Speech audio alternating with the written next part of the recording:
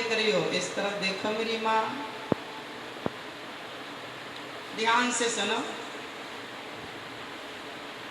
तो ये बताओ कि जब यमदूत सूक्ष्म शरीर को पकड़कर यमपुरी ले जाते हैं तो वहां पर यमराज ना हमारा पूरा हिसाब किताब करते हैं।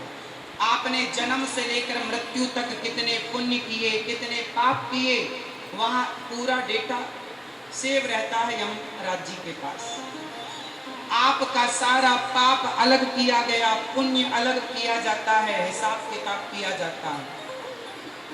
अच्छा ये बताओ, जब आप लोगों का हिसाब किताब यमराज जी करेंगे तो आप लोगों का पाप ज्यादा निकलेगा कि पुण्य? जोर से, आप लोगों का ज्यादा क्या निकलेगा, पाप की पुण्य? आपका क्या निकलेगा, पाप की पुण्य? जोर से, पाप निकलेगा। पीछे वाली मैया आपका ज्यादा क्या निकलेगा, पाप निकलेगा। सबको पता है पाप निकलेगा, फिर भी तुम पाप ही कर रहे हो। क्यों करते हो इतना पाप?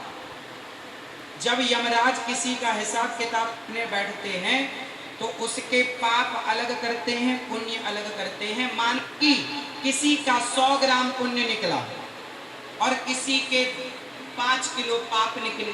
माना कि एक उदाहरण के रूप में हम समझने के लिए कहते हैं, माना कि किसी के 5 किलो पाप निकले और 100 ग्राम पुण्य निकला, तो यमराज जी कहते हैं कि तुम्हारे पाप ज्यादा निकले हैं 5 किलो, इसलिए तुम्हें पहले पापों का फल भोगना पड़ेगा।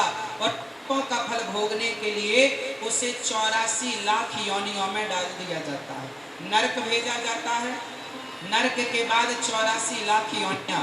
ये कुत्ता, बिल्ली, नाली का कीड़ा, ये सब कौन है? ये कर्मदंड भोगने के लिए ही तो योनियां बनी है। बोलो हाँ या ना, हाँ या ना।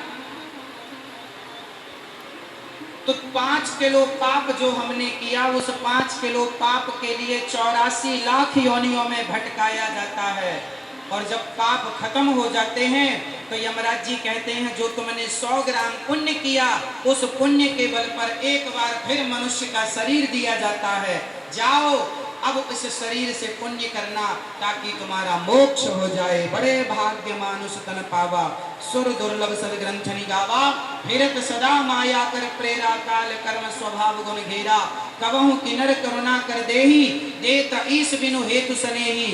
बड़े भाग, लेकिन आपने फिर वो गलत काम किए कि फिर 84 के चक्कर में, फिर 84 के चक्कर में ये मानव का शरीर भगवान को पाने के लिए मिला। इसलिए इस शरीर से गलतियां ना करो, भगवान को समर्पित करते चलो हर कर्म को। और जो भगवान के चरणों में, हमारी श्री संप्रदाय में कहा गया है कि जिसने अपने आप को भगवान के चरणों में समर्पित कर दिया, भगवान उसके सारे पाप क्षमा करके मोक्ष का अधिकारी बना देंगे। देखो ना, सन्मुख हो ही जीव मोहि जवही, जन्म कोटि अघ ना सही तवही। कितना भी बड़ा पापी क्यों ना हो, पाप करने वाला पापी यदि भगवान के सन्मुख चला जाए, भगवान की शरण में चला जाए, तो भगवान उस पापी को क्षमा कर देते हैं और स्वीकार कर लेते हैं।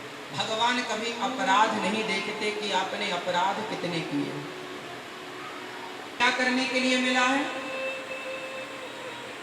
पुण्य करने के लिए या पाप? इसलिए पाप ना करो, भोगना पड़ेगा।